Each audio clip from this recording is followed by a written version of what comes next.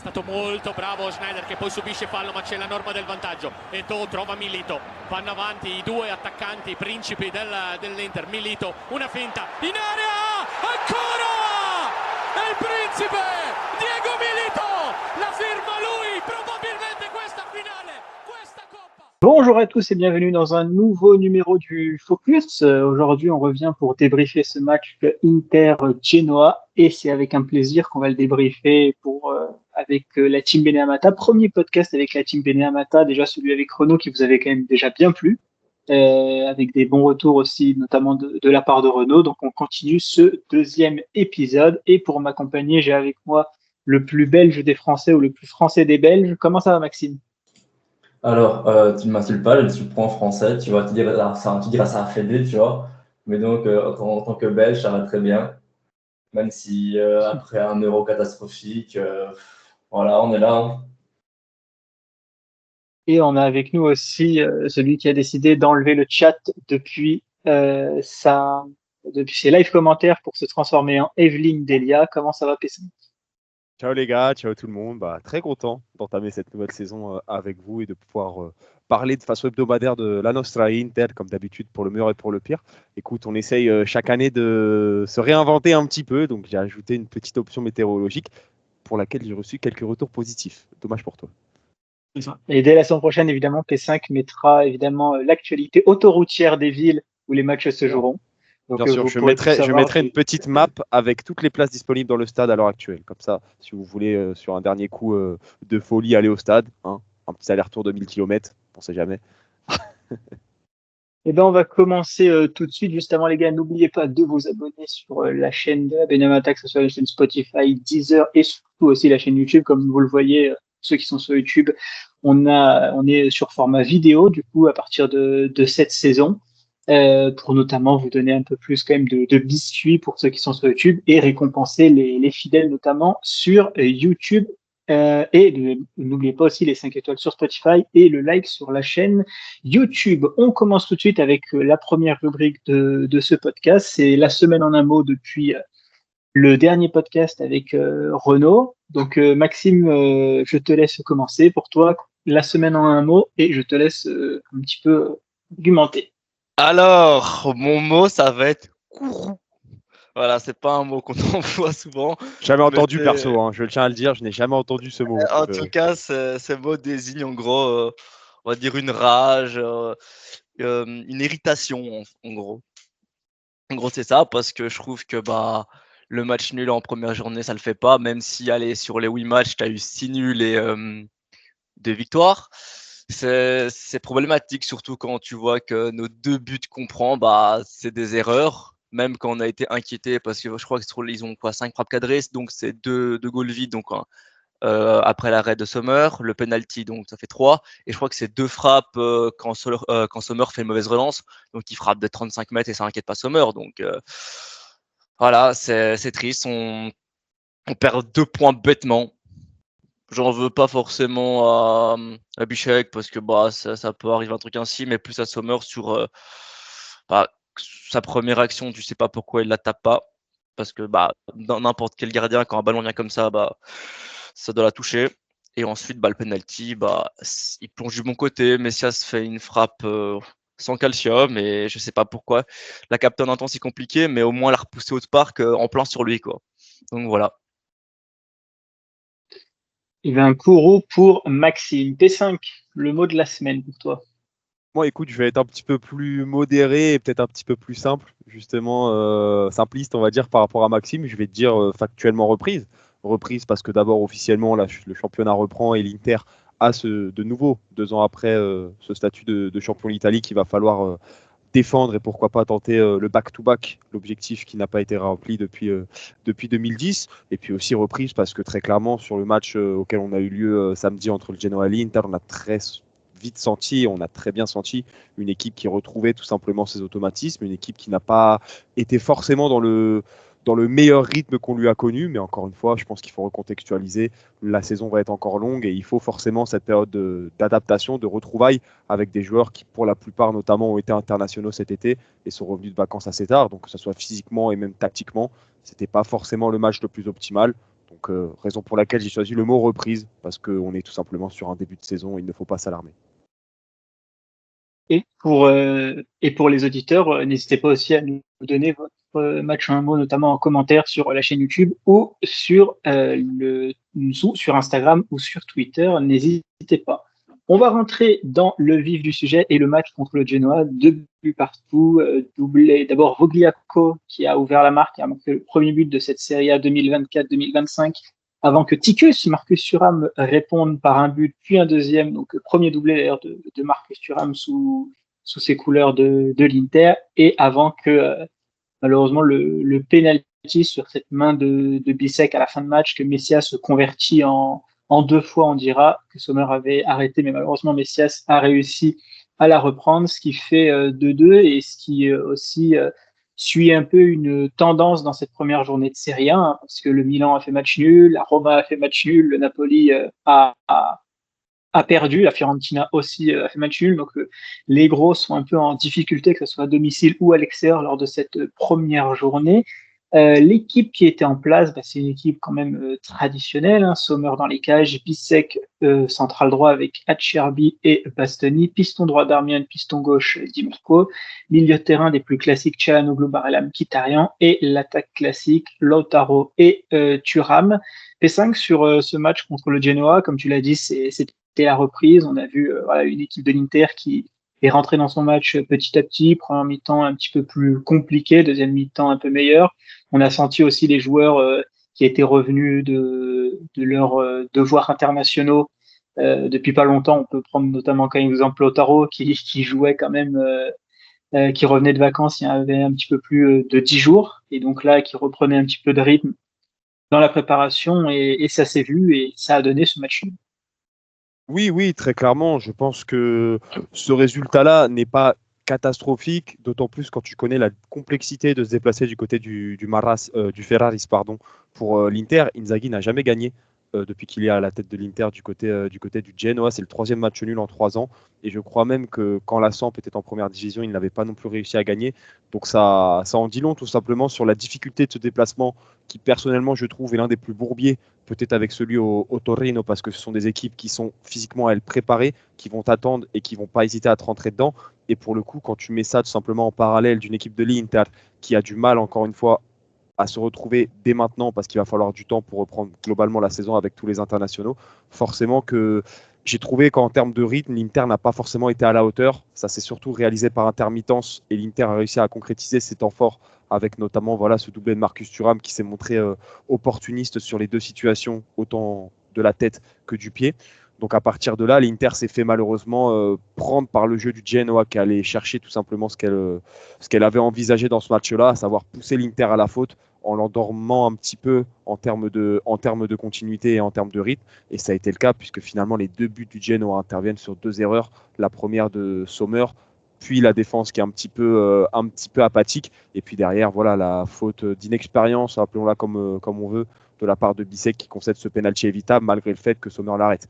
Donc à partir de là, je pense que ce match en ouverture n'était pas un cadeau, mais ça peut être que bénéfique pour la suite, pour tout de suite mobiliser un petit peu le groupe et permettre à Inzaghi de voir les points sur lesquels il va falloir travailler au fur et à mesure des prochaines semaines. Ce match-là, il me reste un peu amer en fait, simplement parce que, encore une fois, c'est 2 points perdus. Ok, on sait très bien que c'est un déplacement qui n'est pas facile. Ça fait 3 ans qu'on fait des matchs nuls là-bas, donc 0-0, 1-1 et 2-2 ce week-end.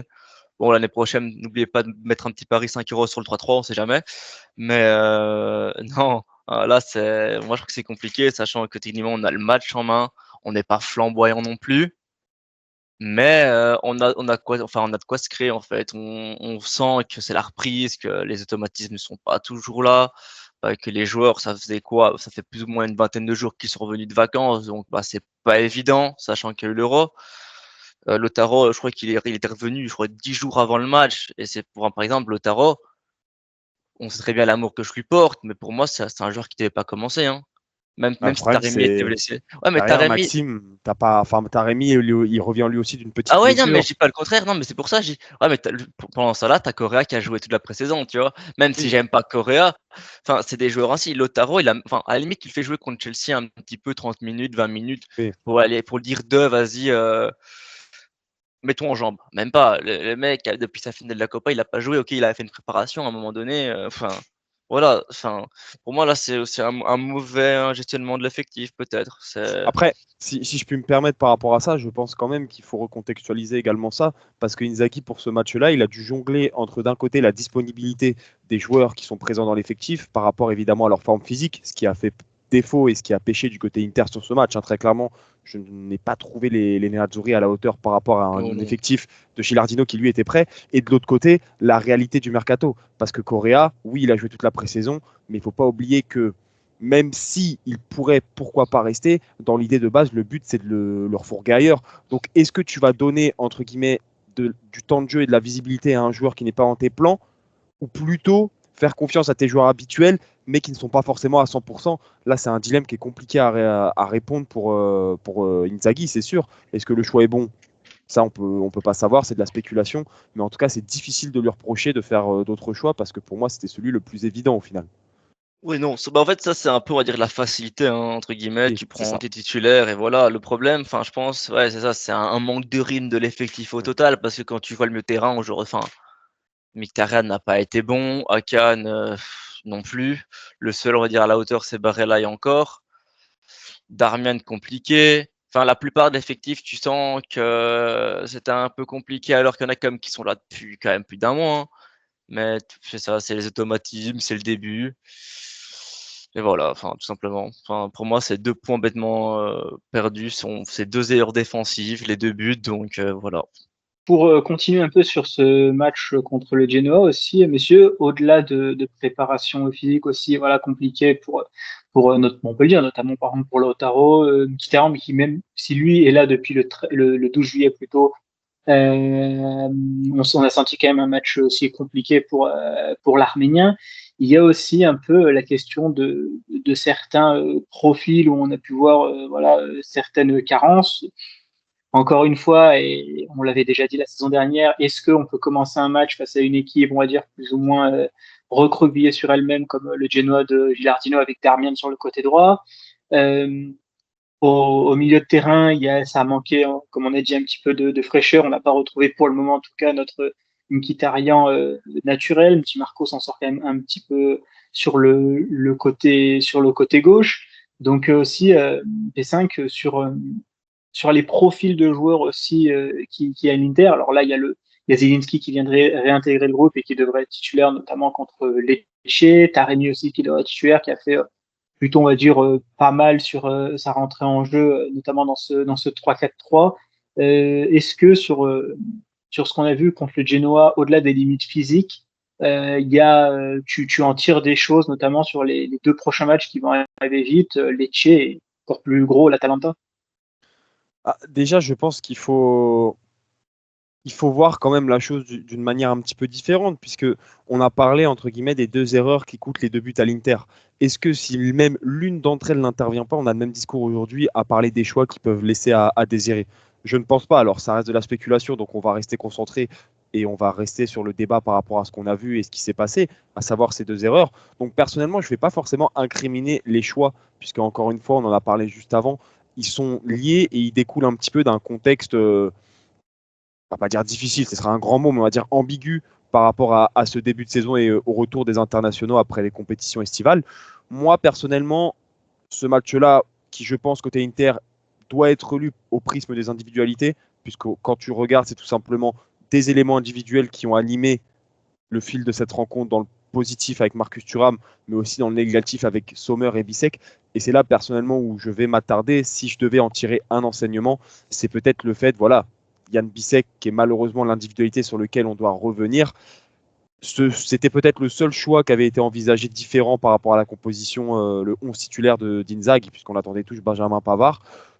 Finalement, tu te rends compte voilà, que Bissek, sans dénigrer l'entièreté de son match, peut-être que on l'a peut-être vu trop beau tout de suite en termes d'expérience, qu'il a encore un petit peu à apprendre, notamment dans la gestion et dans la lecture de match. Là, pour le coup, c'est lui qui a été fautif. Et c'est peut-être ce reproche-là qu'on peut faire à Inzaghi, c'est de ne pas avoir tout simplement conduit son titulaire complètement, assume ton idée jusqu'au bout, plutôt que d'avoir tenté un choix qui, pour le coup, sans être compréhensible ou incompréhensible, on a du mal à voir quelle est la logique derrière, hormis physique. C'est vrai que pour le coup, ça a pénalisé l'Inter.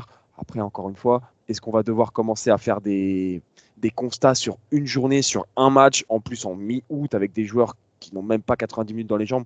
Pour moi, c'est compliqué, honnêtement, de commencer à sortir la sulfateuse, ou du moins, tout simplement, de tirer des conclusions. Donc, attendons de voir. Mais ce qui est sûr, c'est que le rebond doit être immédiat pour le prochain match. Lecce, ça doit être 3 points, puisque après, tu enchaînes avec l'Atalanta. Donc, tu n'auras pas le droit à l'erreur et tu dois partir en trêve internationale avec au moins 5 points. C'est-à-dire ne pas perdre contre les deux équipes suivantes. Non, mais attends, je vais repartir, je vais rebondir sur ce que tu as dit. C'est Bicheg, le problème, c'est qu'il fait un excellent match, en fait, à part son erreur. Enfin, il est J'irai pas jusqu'à là. solide. Oh, moi, je trouve qu'il est quand Excellent, même. j'irai pas jusqu'à là, moi, personnellement. Pour moi, il est solide, quoi. Défensivement, il est solide. Enfin, offensivement, il est là aussi. Pour moi, il y a vraiment que ça ment en erreur telle, quoi. Parce que le problème, c'est qu'au niveau physique, la plupart on va dire des fautes sifflées à l'encontre de l'Inter, c'est limite de l'épaule contre épaule, c'est des petits coups que les mecs de la Genoa tombent. Donc au niveau comment dire, impact, je pense qu'on est encore bon, quoi. Je pense Ah oui. que pardon, c'est pas une excuse ou autre, mais au niveau de l'arbitrage, c'est quand même. Franchement, il y a beaucoup de matchs, Non. tu peux en parler là, il n'y a rien à dire. Non, moi ce que je veux dire, c'est au je l'ai trouvé niveau. bon. Non, c'est je veux dire, par exemple, Mkhitaryan, il casse une action, il doit prendre la jaune, ça on le sait très bien, ça c'est logique, il n'y a pas de souci. Mais la Genoa qui casse 5 fois une action, il ne prend pas une carte, c'est lourd, quoi. Non, moi, je suis pas d'accord avec ça. Honnêtement, je suis pas d'accord avec ça, moi. Encore une fois, l'Inter arrive avec le titre et le statut de champion d'Italie. Le Genoa reçoit le champion. L'Inter a l'ambition de faire le back-to-back. Si tu commences à te cacher derrière deux cartons jaunes qui ne sont pas distribués, c'est pas possible. Mais ça change un match. Ça change un match, tu vois. Non, au niveau de l'impact et tout. Ça change. Si Bissek ne fait pas sa faute demain, on n'est pas là à dire que l'arbitre ne dégaine pas de carton. Je pense qu'il faut rester cohérent sur le fait qu'aujourd'hui, l'Inter s'est plombé le match elle-même. Elle était en gestion, le Genoa a eu ce qu'il voulait, mais tu ne peux pas tout simplement rejeter la faute sur un élément extérieur. Si l'Inter avait été dans son match de A à Z, il n'y aurait jamais eu 2 points de perdus, comme tu l'as justement dit. Donc je pense qu'il ne faut pas mélanger tous les sujets. Je pense que malheureusement aussi, on aura peut-être des sujets d'interprétation d'arbitrage plus tard dans la saison, parce que c'est des éléments qui arrivent souvent dans chacun des championnats. Mais là, honnêtement, pour ce match-là, il n'y a pas de contestation. L'Inter s'est battu contre elle-même, et l'Inter a perdu aussi parce qu'en face, ça les a fait déjouer. Enfin, perdu. Vous avez compris, perdu des points. Et on a retrouvé aussi des choses, avant de passer sur nos focus Bissek et Thuram. Maxime, on a retrouvé des éléments, en tout cas, qu'on connaît bien à l'Inter depuis plusieurs saisons, depuis Antonio Conte, on peut même dire depuis Luciano Spalletti. C'est le match qu'on aurait pu potentiellement boucler à la mi-temps avec les occasions de Di Marco, la triple occasion de Di Marco, Lautaro. L'occasion où on a cru qu'il y avait penalty sur Thuram, en fait c'est Bajdouch qui prend le ballon avant, mais c'est quand même une grosse occasion, hein. Thuram qui peut frapper en pivot, donc d'autres frappes aussi sur Golini qui était le nouveau gardien du Genoa après le départ du coup de Martinez justement pour l'Inter. C'est vrai que Maxime, encore ça c'est quelque chose qu'on peut pas imputer sur le physique parce que c'est quelque chose qu'on a vu la saison dernière, Maxime. Encore voilà ce manque de réalisme devant le but, notamment dans des périodes clés. Et du coup, quand il y a des erreurs individuelles comme Yann Sommer et comme Yann Bissek, du coup tu le payes cash parce que t'as que un seul but d'écart. Le problème on va dire de cette saison, c'est qu'on a passé une saison, on va dire pas parfaite non plus parce qu'on sort contre l'Atlético et on sort tôt en coupe aussi, mais c'est une saison où on s'est même au total, on perd 4 matchs, je crois. Le reste, c'est que des victoires ou des nuls. Donc, on est quoi? On a même pas jusque la Lazio, je pense. Je crois qu'on n'a même pas un match complet. On est mené. Donc, c'est au niveau, comment dire, de ton approche de saison, tu as envie de faire mieux, tu as envie de faire aussi bien, même égaler, mais sauf que tu ne peux pas, donc c'est frustrant. Prendre 2 buts comme ça, être mené, on est mené de 10 minutes, donc vas-y, tu vois, pour la stat là, entre guillemets, ça va. Même l'année passée, on a pris quoi, 27 buts, je pense, plus ou moins. Oui, là, à peu près. là, 22, on en prend déjà. 22, je crois. À 22. Là, on en prend 2. Enfin, le problème, c'est ça. Moi, je pense, c'est qu'on est Moi, ça, c'est ma peur, en fait. Moi, clairement, ma peur, c'est ça. C'est comme on a fait une saison parfaite. On arrive ici avec une nouvelle saison et tout me fait paniquer. L'année passée, 0 match, 0 stress. Premier match championnat, j'étais pas bien. Je me dis, on prend un but, ça va me dégoûter, ça va me plomber mon week-end, par exemple. Non, mais après, c'est sûr qu'on peut pas remettre en question, mais s'interroger sur la capacité de concentration et de motivation. Puisque, on le sait, Inzaghi a vaincu son plus gros démon avec une victoire en championnat qui lui échappait avec la Lazio et sur ses premières années avec l'Inter. On parlait de lui comme un peu une fraude, entre guillemets, mais surtout voilà, un entraîneur qui n'arrivait pas à performer sur toute une saison. Il a réussi à le faire. C'est là que ça va être important, je pense, du côté d'Inzaghi, la gestion tout simplement psychologique de son groupe, d'arriver à garder tout simplement, de maintenir une forme de conviction que faire le back-to-back, c'est plus que tout simplement 2 trophées consécutifs, c'est vraiment avec l'idée de créer une hégémonie derrière, parce que c'est vrai qu'on peut avoir la possibilité de penser qu'après une saison aussi énergivore, que ce soit physique et aussi mentalement, les joueurs vont peut-être accuser un petit relâchement. Et quand tu regardes les 2 erreurs individuelles, ça peut tout simplement se refléter ainsi. C'est là aussi qu'Inzaghi va être attendu, au-delà même de l'aspect technique. Ce premier match est une première alerte. C'est vraiment cet aspect psychologique de vraiment garder ces joueurs motivés et surtout garder un groupe compétitif, puisque c'est là qu'on va attendre l'Inter et c'est là aussi que l'Inter va être attendu, avec encore une fois un statut qui a évolué par rapport à la saison dernière. Mais moi, clairement, je pense, t'es arrivé ce match-ci trop confiant. On est arrivé en mode, bon, il peut rien nous arriver de pire, on perdra pas, on fera pas match nul.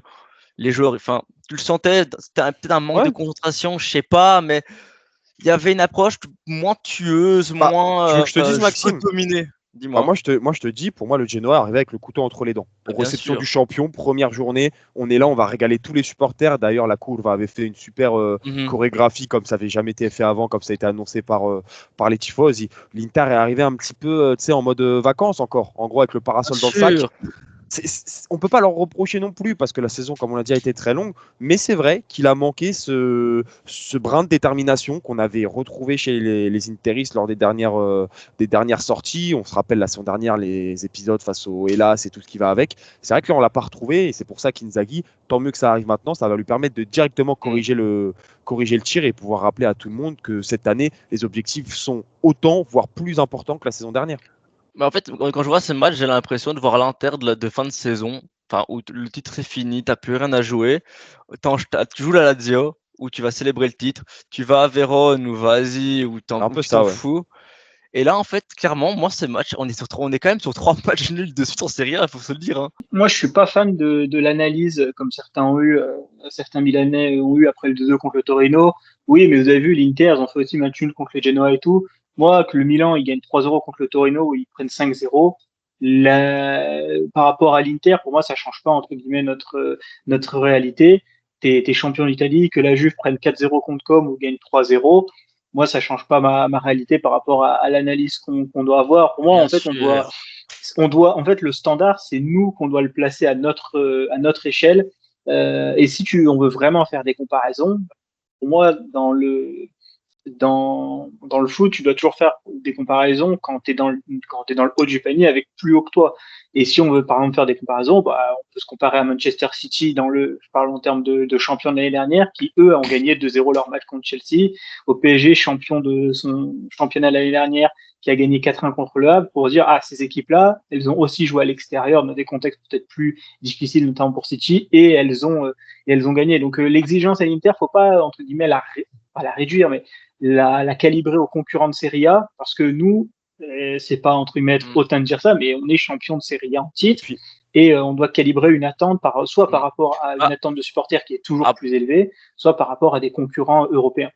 Après, si je peux me permettre, par exemple, tu prends le cas de Paris, enfin, je suis désolé, mais Paris avant qui mettent le 2-1, c'est compliqué aussi. oui, Hein. mais C'est- Maxime, Paris Ah, mais gagne. le gagne. Paris Ah, gagne mais au ouais, final. le gagne. Ah, mais C'est ce qui mais compte. pour eux. Ah oui, non, mais tant mieux, tu vois. Enfin, pour eux, ils ont géré leur L'Inter, match. on peut faire. Les entrées, ils ont fait le taf. Hein.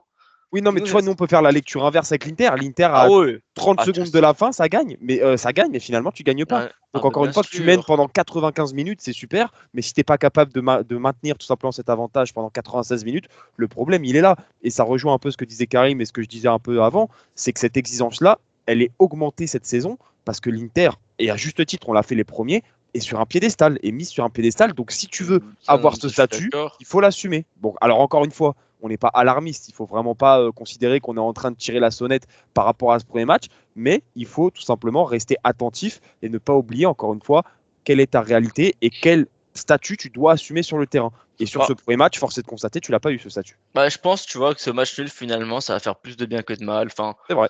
finalement, quand tu vois la première journée, hein, on va parler cash. Tes concurrents directs, c'est qui? C'est Milan, la Juve. Parce que on sait très bien que la Lazio, le Napoli ou qui tu veux, ça va un moment, ça va se lâcher, tu le sais très bien. Honnêtement, tu t'en sors pas si mal que ça, quoi. Tu t'en sors pas si mal que ça quand tu vois vraiment que sur les 8 matchs, encore une fois, tu as 6 matchs nuls, hein, et que les seuls qui ont gagné, c'est la Lazio et Vérone. Oui, mais encore une fois, je pense que là, et là je rejoins Karim, t'as pas à te comparer aux autres. L'Inter doit se regarder elle et pas regarder les autres. L'Inter doit gagner tous les matchs. C'est la mentalité Ah, mais qui ça, doit être non, de mais mise. non, Donc, ça, tu je suis dois pas d'accord. regarder à côté si qui gagne, qui perd. Toi, tu dois gagner ton match. Qu'à côté, comme l'a dit Karim, ça gagne, ça perd, ça fait nul, ça se bat contre des martiens, ça fait ce que tu veux, ça fait des pâtes, ça fait du riz, on s'en fout. Franchement, Non, on va mais dire les ça, termes, hein. Du côté Inter, on s'en fout. Donc, j'ai envie de te dire, c'est une aubaine que les autres n'aient pas gagné. Mais de là à dire c'est une normalité, parce que la première journée est tranquille, je suis pas d'accord. Je peux Non, pas mais ce dire que je ça. veux dire, non, c'est normal qu'on doit absolument tout gagner, hein. Mais à un moment donné, si les autres foirent, on peut se permettre d'être content. Parce Non, que par exemple, ça nous permet techniquement de gagner peut-être un championnat comme on l'a fait l'année passée. moi Quand je à un suis pas moment d'accord. on bat la Juve et que la Juve commence à s'écrouler et qu'on reprend des points d'avance, on va pas se mentir. Enfin, moi, je préfère gagner 1000 fois un championnat avec, je sais pas, un mois d'avance, être tranquille, pas stressé, être max, enfin, être tranquille, qu'avoir une pression comme en PL, entre guillemets, où je dois serrer les fesses jusqu'en dernière journée. Ah non, Tu vois? parce que ça, moi je suis pas d'accord, ça marche pas comme ça. Parce que si je prends ton exemple, ça veut dire que quoi, si on joue à chaque fois après, par exemple, les clubs qui sont peut-être pas à aux mêmes échelle européenne, on va dire ok, ils ont pas gagné, c'est nos poursuivants. C'est-à-dire on peut jouer tranquille, on a un joker. C'est pas comme ça que ça marche. Ah Pour non, moi, non, non, si mais ça, il faut pas pour avoir cette imager ça, mentalité. il faudrait que tu aies des œillères. Tes œillères, tu regardes pas le résultat des autres. Sauf évidemment fin de saison où ça se joue vraiment à la différence. Mais sinon, de base, Non, tu mais t'en fous de ce qui se ce passe à que je veux côté. dire, que même si l'autre équipe perd ou fait match nul, non, tu dois quand même gagner, ça c'est logique. Mais on va dire, ça te permet, c'est un bonus, quoi. Les autres, c'est un bonus. Comme ici, par exemple, Milan qui perd 2 points, qui aurait pu en perdre 3, c'est un bonus, quoi. Ça te dit, bah finalement, toi aussi, t'as un point, quoi. Après, bien sûr, que je suis d'accord, il faut pas non plus, ah, t'as perdu, donc je peux me permettre de perdre. Non, on l'a bien vu l'année passée, la Juve perd des points. C'est pas pour ça que l'Inter s'est dit putain, on va perdre des points cette fois-ci. Parce que moi, je vous rappelle qu'il y a quoi, il y a 2 ans, quand la Juve perdait un point, l'Inter perdait un point, Milan perdait un point. C'était tout le temps comme ça. Que là, voilà. Pour moi, c'est important de regarder quand même les autres parce que ça te permet, on va dire, de rester, te focaliser. Ok, merci, on a une chance, mais tu dois tout gagner, bien sûr. On est quand même supporter de l'Inter. Moi, je suis désolé, mais plus de 2 défaites cette saison, j'ai pété un câble. L'année passée, on perd pas contre un gros. Crois-moi, première défaite contre un gros, j'ai pété mon crâne. T'es trop impulsif, Maxime. C'est ça Ah le ouais, souci. de ouf. T'es De trop ouf. impulsif. En fait, quand Maxime est impulsif, il commence à sortir des mots complexes de son vocabulaire. Raison pour laquelle il nous a appris un joli mot aujourd'hui et je te remercie. Comme quoi, Avec le foot, plaisir. Karim, ça nous rend intelligents. Hein. Ça nous cultive. Voilà. Ouais, on en apprend tous les jours, comme on dit. Bon, on va passer à notre focus. On va commencer un peu par le négatif, on finira comme ça un peu par le positif. On va parler de Yann Bissek, qui était titulaire du coup à la place de Benjamin Pavard. Bon, mine de rien, je vois assez, même si Pavard est revenu début août, donc il avait une quinzaine de jours de préparation. Bissek en avait évidemment avait un mois de plus. Mais voilà, choix quand même un petit peu surprenant quand même de la part d'Inzaghi de titulariser Bissek. Alors, c'est vrai que Bissek a un match un peu contrasté, même si moi défensivement il y a quand même des failles parce que c'est lui qui est sur l'occasion de Vitinha, là, que Vitinha foire. C'est Bissek qui a un marquage assez suspect sur cette occasion. C'est lui, moi encore une fois, on est en 2024, c'est fini, tu défends pas avec le bras comme ça écarté, comme si t'allais Après, nager attends, le crawl. Karim, je me permets de te couper, hein. Mais alors, sur le premier but, si Acerbi est pas un mongol à vouloir mettre un high kick, je crois que c'est à Vitinho, je sais pas à qui, on se prend jamais la boulette de Sommer derrière, quoi. Parce que là, Mais putain. sur le placement, c'est Bissek qui Ouais. fait nimp et qui est 2 Ouais, mètres ouais. C'est devant lui qui Acerbi. est passif, Oui, pacifique, pardon. voilà. C'est lui, la Passif, zone où pardon. Vitinha c'est pas la zone C'est ça. d'Acerbi de base, c'est la zone du Donc voilà, avec son bras du coup qui est écarté, faudra peut-être dire à Bissek que les Jeux Olympiques c'est fini depuis quelques jours et que que la nage crawlée du coup bah c'est plus au programme. Mais voilà, donc un match. Et offensivement, par contre, Bissek, bon là il y a rien à dire. Hein.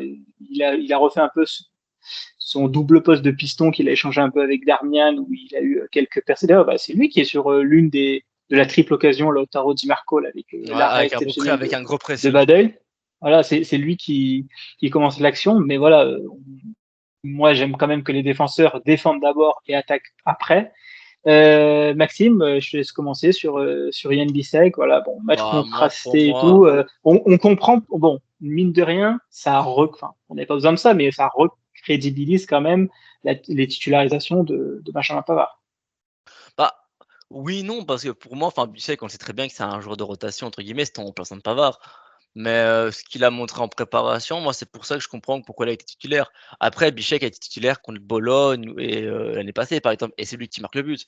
Donc ça, pour moi, non, Bichette, c'est un joueur de rotation pour l'instant, et c'est tout, quoi. C'est pas un titulaire, c'est pas vraiment un mec qui doit cirer le banc, mais pour moi, sa prestation, elle est correcte. Enfin, OK, c'est malchanceux, OK, par exemple le penalty, c'est à mon avis, c'est parce que je pense qu'il a la vue cachée et que voilà et qu'il rate sa tête parce que je pense que même si c'est de la gestuelle quoi. Quand tu mets un coup de tête généralement pour mettre de la puissance, bah, en fait, tu fais ce mouvement avec tes bras et donc ça peut arriver.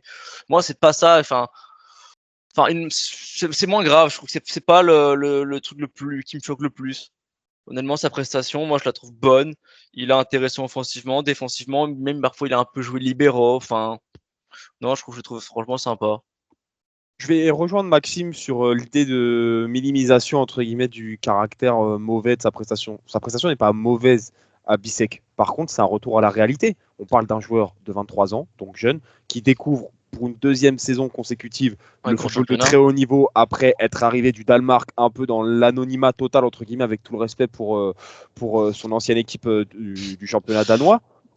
Je suis désolé, aujourd'hui, comme l'a dit Karim, on a vu ses limites. Enfin, aujourd'hui, à l'heure où on tourne, on va dire avant hier, on a vu ses limites, tout simplement. Encore une fois, c'est un joueur qui a besoin de progresser, c'est un joueur qui n'est pas complètement, encore une fois, poli. Il a beaucoup à apprendre et on sait qu'en Italie, la culture tactique, que ce soit offensivement ou défensivement, ça ne s'inculque pas du jour au lendemain, surtout pour un joueur aussi jeune, puisque c'est vrai qu'on a tendance, avec les Lamine Yamal et compagnie, à anticiper, entre guillemets, le début de carrière des joueurs à des 15-16 ans, alors que de base, 20, 22, 23, c'est tout simplement l'âge où tu commences à découvrir le football de très haut niveau. C'est le cas pour Bissek. On ne va pas lui en vouloir. Évidemment qu'il a voulu bien faire et en général, il veut toujours bien faire et il apporte beaucoup de choses à l'Inter. Mais force est de constater qu'il est sur la photo de famille. Et à partir du moment où tu es propulsé titulaire dans une équipe comme l'Inter, qui, comme on l'a dit, est championne en titre et veut aller chercher un deuxième titre en 2 ans, et bien forcément que cette erreur, elle fait tâche et elle est indéfendable. Elle est indéfendable. S'il est titulaire à l'Inter, c'est pas pour rien. On va pas commencer, même si c'est vrai qu'on aimerait voir plus de jeunes, on va pas commencer entre guillemets à les défendre à chaque mauvaise erreur, alors que tu veux être compétitif sur plusieurs tableaux. C'est assez paradoxal. Gauthier, excuse-moi, mais je te coupe, mais c'est pas Bichette qui doit tenir l'homme qui marque avec la Genoa. Hein. C'est Acerbi qui le lâche. Je viens d'aller vérifier, c'est pas Bichette. Oui, mais oui. C'est vrai, attention, je suis pas en train de faire on fait un focus sur Bissek, mais le but c'est pas de l'éteindre lui. Ah oui, non, mais ce que je veux dire, je viens d'aller vérifier. Les autres. Acerbi a été en difficulté aussi, hein, notamment. Non, mais je veux dire, c'est Acerbi qui lâche le buteur de la Genoa sur le premier but. En fait, oui. Mais encore une fois, c'est de la spéculation, mais s'il met pas sa main, on n'est pas là à dire Acerbi lâche le marquage. Le problème, en fait, c'est qu'il a un geste qui tout simplement sanctionne finalement l'issue de la rencontre à la faveur de l'Inter. Ah oui, non, par rapport à ça, oui, je suis d'accord. Non, mais moi je te parle du premier but, tu vois, avec le. Ah oui, ok. Non, je parle de ça, non, je parlais dessus. Hein. En gros, sur la face, c'est assez. En fait, Bichek, il tient qui, Bichek?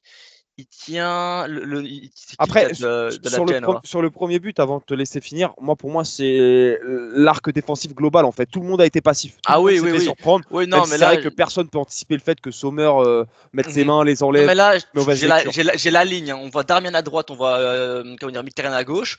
Puis t'as au niveau de celui qui marque, t'as Acerbi qui tient un peu le maillot, Bastoni, Bichek qui sont là, les trois. Mais c'est l'homme d'Acerbi complètement qui marque en fait. Après, je pense que dans cette situation, tout le monde se dit ouais, Sommer va la claquer. Mais là-dessus, je suis d'accord avec toi. Là-dessus, sur cette situation-là, plus globalement, pour moi, c'est vraiment pas Bissek que j'incriminerais, c'est vraiment l'attitude collective. Mais quand tu regardes le deuxième but qui est le facteur décisif, c'est le facteur décisif, c'est ce qui fait tourner la rencontre tout simplement au désavantage de l'Inter. Tu es obligé tout simplement de souligner le fait que Bissek a commis une erreur.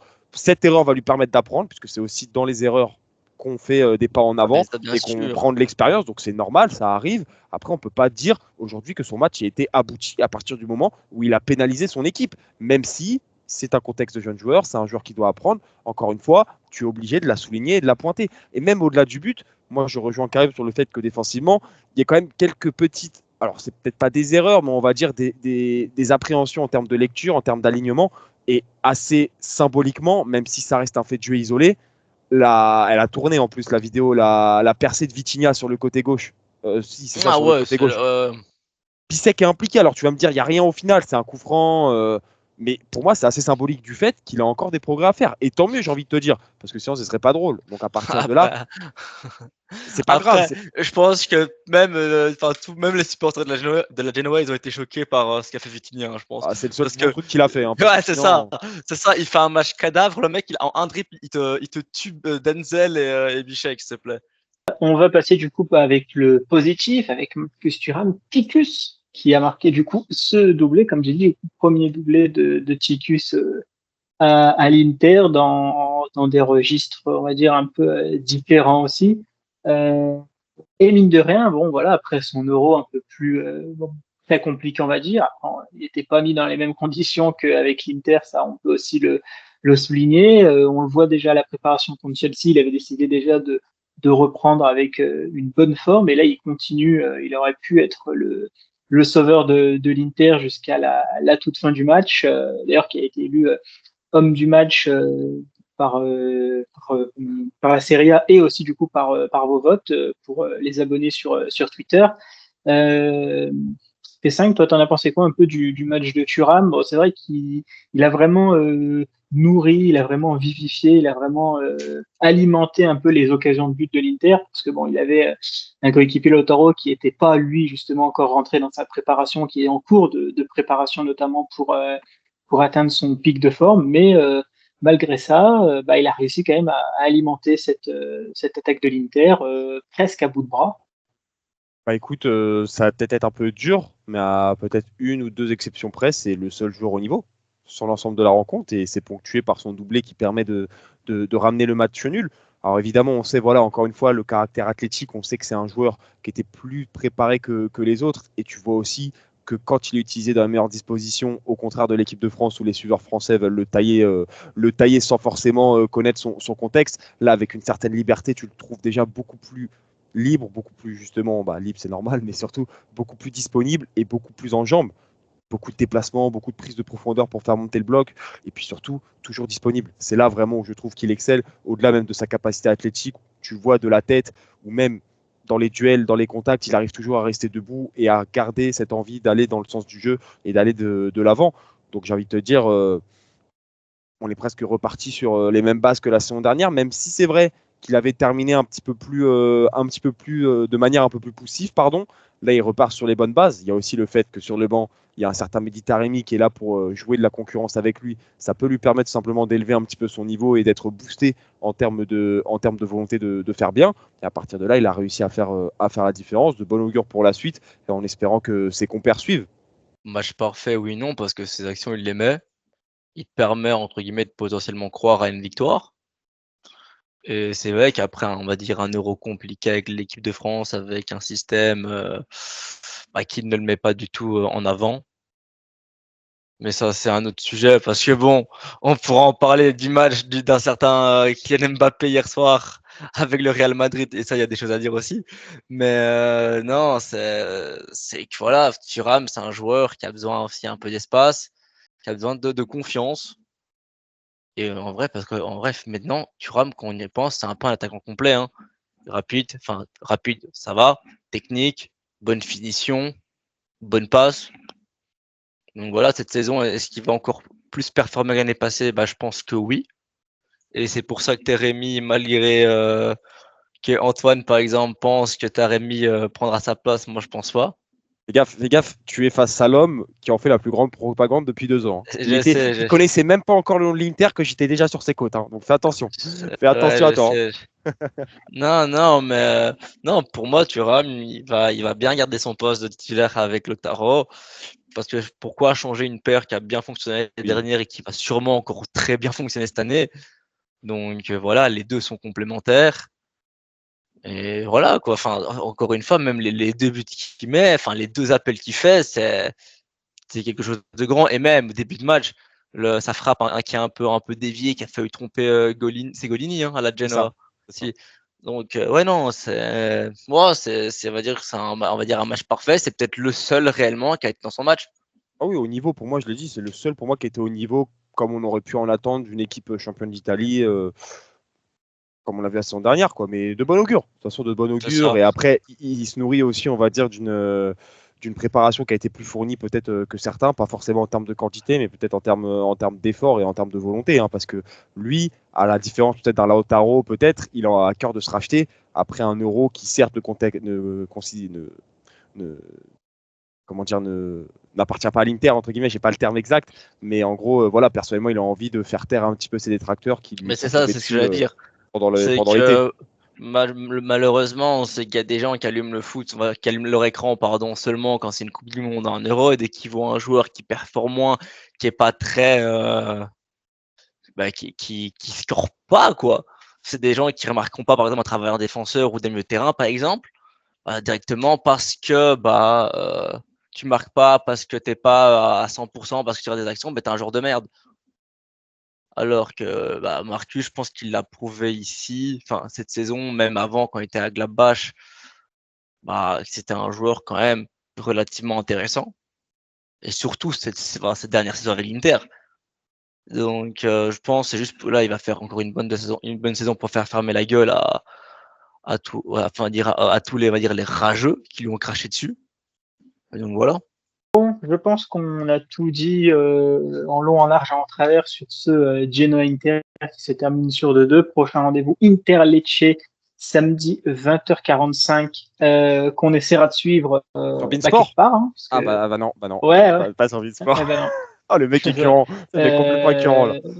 Le retour du quiz de la Benemata que Fede avait gagné, mine de rien, l'année dernière. Donc voilà, déjà que je subis un pressing, voire même un harcèlement de la part de Fede pour me réclamer un lot que j'ai jamais dit qu'on gagnerait un lot, mais bon, peut-être qu'il est. Après, il a pas tort, ça motive. Ouais, moi Ça va le motiver. comme je l'ai dit, bienvenue à Saint-Etienne, Fede, pour aller voir un match de Saint-Etienne et tu mais là, gagneras Karim, le lot on en parle de question. football là. Karim, on parle de football quand même. C'est du football à Saint-Etienne. Il y a quoi à Saint-Etienne? Tu vas aller pas voir tu vas pas aller voir le musée de la mine, hein. Du coup, À part le Francky Shark. j'allais faire une vanne avec Lyon à côté, mais ils ont pris 3-0. Non, ça ira.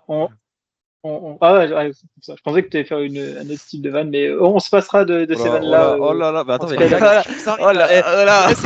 vous, c'est la reprise, hein. Il n'y a aucune C'est concentration Maxime. là. Il n'y a aucune concentration, Voilà, les deux. toujours C'est moi, catastrophique. toujours.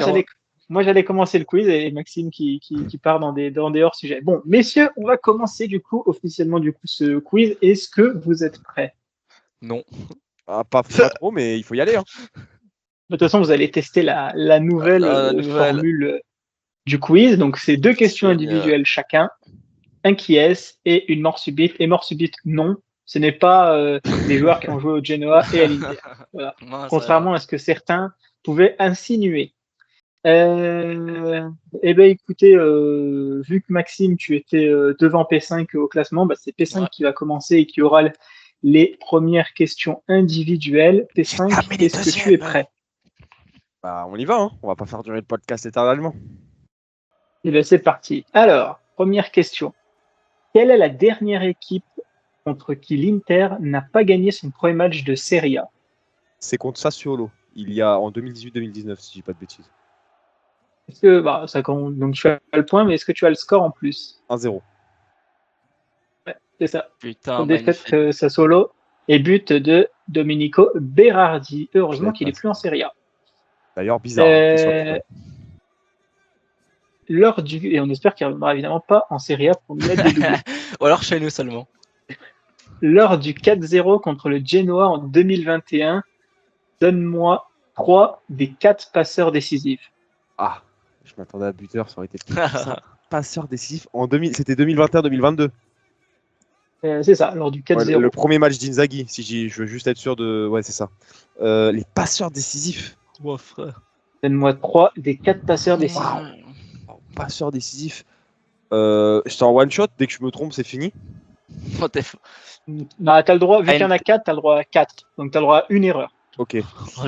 Alors, t'as le droit à 4 réponses. 2021-2022, je vais te dire. Et point bonus si tu veux les 4. Edin Dzeko. Dzeko, c'est une bonne réponse. Barella. Là, c'est une bonne réponse. Oh putain. Je suis pas sûr là. Je suis pas sûr, je vais dire des. Faut que j'essaye, mais je vais dire une bêtise. Brozovic. Brozovic, c'est une mauvaise réponse. Dernière chance, donc tu n'auras pas le point bonus. Je sais que Tchahanoglu marque, mais. Honnêtement, j'en sais strictement rien. Honnêtement. Allez, on va. Allez, P5. Di Marco. Non. Donc, malheureusement, pas de point pour P5 sur ces questions. C'était Dzeko, Barella, Çalhanoğlu et Tchano, il marque. Arturo Vidal. Il est double décisif. Et que Tchahanoglu, je me rappelle pas. j'avais Akan, t'étais où? Nickel. Akan, il marque. Je m'en rappelle très bien. Ouais, il marque, ouais, ça c'est Ouais. sûr. Un bon passo, mais match. je me rappelle pas de la passe.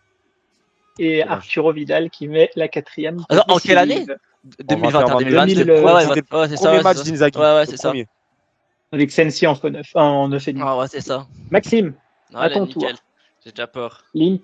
L'Inter a des difficultés lors de ses déplacements au Marassi. Cependant, en avril 2019, un joueur de l'Inter marque un doublé contre le Genoa. Qui est-ce? Avril 2019. Un doublé. Qui est-ce? Avril 2019. Putain, j'en sais rien. du Avril 2019. C'est quel Et donne journée un nom au moins peut-être. J'ai pas la journée, j'ai juste la tout. C'est sur la phase Je retour. sais pas s'il est encore là en fait. sous Spalletti. Eder. Allez Maxime. Eder. Non, Je sais pas si t'es c'est encore pas resté. Eder. Et c'est un qui joueur d'ailleurs, c'est un joueur qui avait aussi marqué un doublé aussi contre le Genoa. Donc il avait marqué 2 doublés contre le Genoa. Je crois. C'est Est-ce que Roberto Gagliardini. Gagliardini, quoi? Ah, mais si, en plus, le Genoa, c'est sa cible préférée, je crois, de souvenirs. Mais Ah, des donc que il y a des cinq Il Ouais, avait contre mis le un Genoa. doublé. Oui. J'allais dire Après, Cacabalté, 2 doublés, mais 2 doublés. Deux doublés. Il nous fait une cul. c'est vrai. Donc non, j'ai pas du tout. On continue Maxime. Quel est le dernier joueur de l'Inter, sans compter Lautaro Martinez en 2023 et Marcus Thuram en 2024, qui a marqué un doublé lors du premier match de Serie A? Un doublé lors d'un premier match de Serie A.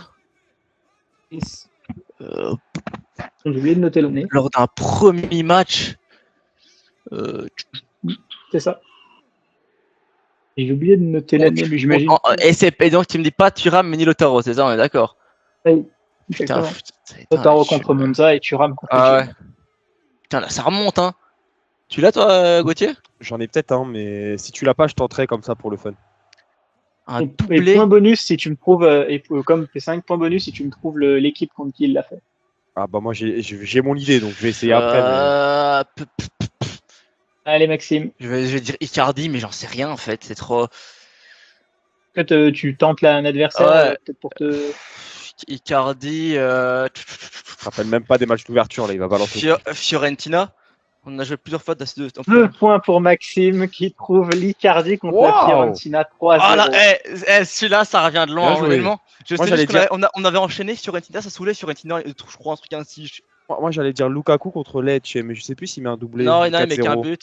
Non, il met qu'un but. Enfin, il Putain, met bien qu'un vu, but. Franchement, bien vu. Alors là, tu me. Et à 2 point, ans, on gagne 1-2, c'est Lukaku qui marque après 30 secondes, et puis c'est Denzel qui Dumfries met à la fin. victoire. Ouais. C'est ça. 1 point pour P5, 2 points pour Maxime, mais il y a les 2 points qui arrivent du qui est et les 2 points de la mort subite. Qui est-ce? Je suis un ancien footballeur international italien retraité, né le 5 juillet 1982. Mes 3 premiers clubs pro ont été Piacenza, l'Hellas Vérone et Parme. Je suis passé par Milan entre 2005 et 2008. Je rejoins la Fiorentina durant l'été 2008. Je porte, comme à mon habitude, le numéro 11. C'est là où je marque le plus de buts pour un club, 143.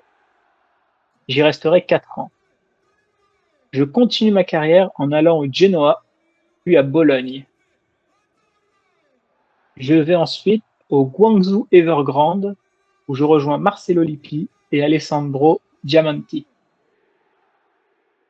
Depuis ma retraite, j'ai coaché Sienne. Ah, c'est fini. Après Depuis- Guangzhou, c'est fini. Attends.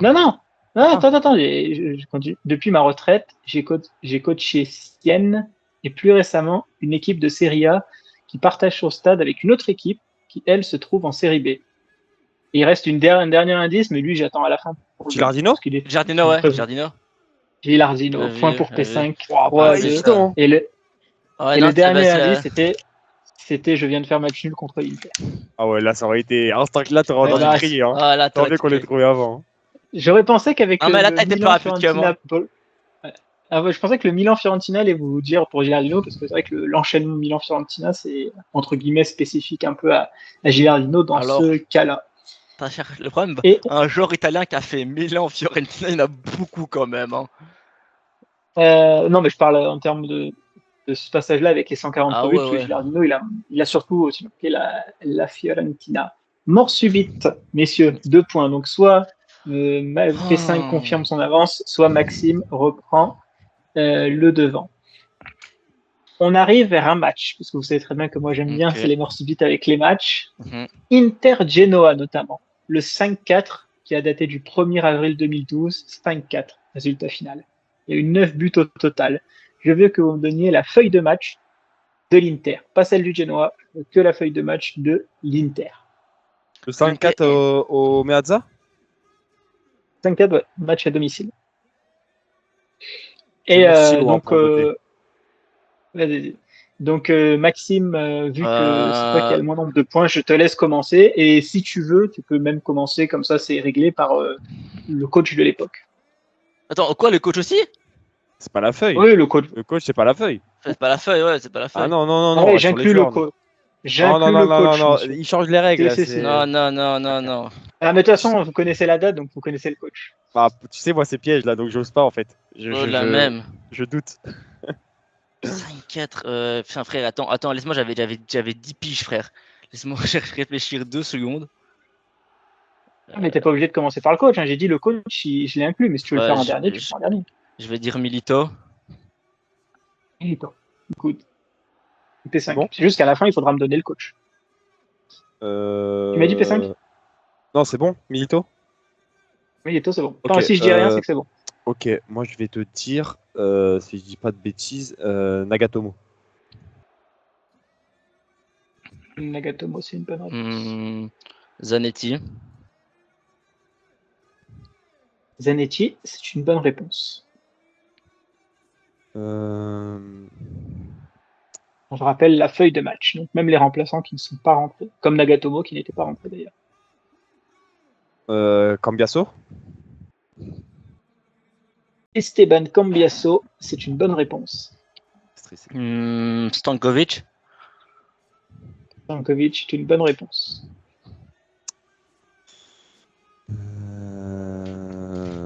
Il était là normalement. Walter Samuel. Il marque. Walter si je dis pas de Samuel, c'est conneries. une bonne réponse. Et Il marque, non? Ouais. Bah, Julio César, non? Julio César, c'est une bonne réponse. Et il prend un carton rouge. Oh putain. Oh putain, oh putain! Oh l'indice. Ah là je stresse. Bon attends, je vais rester sur mes pistes. Normalement je vais te dire Ranocchia. Ranocchia, Il est qui était pas là, sur je le crois. banc. Il est sur le banc? Il est sur le banc, mais il rentre pas. Bah, Chivou, non? Kivu, plutôt, mais Kivu, c'est une bonne réponse. J'en ai un dans ma Donc, tête. il vous reste 1, 2, 3, 4 titulaires, si j'ai bien compté. Il vous reste 1, 2, 3, 4, 5 remplaçants. Et 6, c'est du coup avec le coach. Moi je vais te dire, on va tenter. Normalement il était là. Ricardo Alvarez. Et Ricardo Alvarez n'est pas sur la feuille de match. Il était là Oh, ça let's go. À cette époque-là, il était là. Il n'était pas sur la feuille de match. Oui, mais il était là juste. Enfin, je suis pas fou. C'est pas après? Ah, je crois que ouais, il était arrivé en Ah, première ok, vidéo ok. 2012, normalement, oui, je pense. Peut-être Après, c'est du hasard. Hein. blessure Alors. ou autre. Alors? Allez, Maxime. C'est facile. Là. Je peux finir tranquille. Forlan, si j'ai pas de conneries. Bien vu. Forlan, ailier gauche de ce match. Maxime qui prend la victoire et le reste. Oh, le Donc, il y ratio. avait César, enfin, Julio, Zanetti, Lucio, Samuel, Kivu, Stankovic, Cambiasso, Poli, Forlan, Milito, Zarate, Castellazzi, Ranocchia, Nagatomo, Guarin, Joel Obi, Livaja et Giampaolo Pazzini avec comme coach Andrea Stramaccioni. Stramaccioni. Très Michel. Moi, Putain, j'allais dire Castaignos, moi, sinon, donc tu vois, j'étais pas dedans. Par contre, un truc, ça m'a fait rire, j'avais fait Lucho, je savais pas si on l'avait dit ou pas, si je l'avais. Donc j'ai failli le dire, mais je me suis dit, Non, personne l'avait Ouais. dit. j'allais pas me faire baiser, donc j'ai cherché. Au pire, si tu le dis et que c'est déjà dit, il te le dit. Hein. Enfin, il dit c'est déjà dit. c'est pas Non, grave. ouais, non, mais des fois, Oui, c'est oui. déjà fait couille. On sait jamais les trucs. Hein. Bon, et ben Maxime qui gagne le premier le quiz de la saison. Alors, moi, j'aimerais poser une petite requête. Hein. Il On va va dire commencer tout. tout de suite. Il va Parce mettre que la je barre. comprends pas pourquoi moi j'ai pas eu de points bonus sur ma première question alors que je t'ai donné la saison du match, le score exact et je t'ai donné l'adversaire. Pourquoi moi j'ai pas de points bonus? Quelle question? Le dernier match d'ouverture que l'Inter perd contre Sassuolo Sassuolo. 1-0 en 2018-2019. Oui, mais toi, ta question bonus c'était sur le joueur en plus. Si tu Ah me ok, donnais le parce qu'on a quatrième des, passeur on a- je décisif. pensais qu'on avait des points bonus sur chaque question. Ah non, lui, il a eu. Ah ouais, ah ouais. Non, non, Ah, lui, il a eu des il- points bonus sur sa Ah question. ouais, ok, Ah ouais. je savais pas. on s'est Gauthier sur la a question, point, non, sur la point deuxième de la- question. Je me renseigne, mais j'accepte la Ouais, ouais. décision. C'était pas clair, mais maintenant c'est renseigne, clair, donc rien à dire. à Rien la à dire. Gauthier qui repart avec un ratio négatif. On peut l'applaudir. Mais non, mais de toute façon, j'ai pris une bonne résolution. Je ne vais pas faire autant Here de we go podcasts que la again. saison dernière. Je vais pas faire Ça, autant c'est de une bonne podcasts idée. pour avoir un ratio, on va dire, acceptable. Donc, raison pour laquelle, là, vous me reverrez mais pas avant longtemps. Après, dis-toi hein, que finalement, regarde, j'étais juste devant toi. Finalement, dernier podcast, je le gagne. J'ai pris un +2, j'ai fini des RFD. Hein. Mais c'est jamais. encore faut-il le gagner. Tu vois, Il faut le gagner. c'est pas donné à tout le monde. Mais moi, de toute façon, les podcasts, c'est quelque chose. J'aurai l'occasion de me faire voir sur la chaîne autrement. T'inquiète pas. Pas Oh besoin là de là. faire des Oh podcasts. là là. Oh là là. On en saura plus d'ici les prochains jours. Un petit teaser de la part de P5. Et ben merci les auditeurs de nous avoir suivis. J'espère que le débrief vous a plu. N'oubliez pas, comme je l'ai dit, de vous abonner sur la chaîne YouTube, Spotify et sur les autres plateformes de podcast, avec notamment les 5 étoiles sur Spotify et le like sur la chaîne YouTube. Et nous, on se retrouve normalement soit la semaine prochaine, soit dans 2 semaines pour Lecce ou le match contre l'Atalanta. Merci P5, merci Maxime et ciao à tous.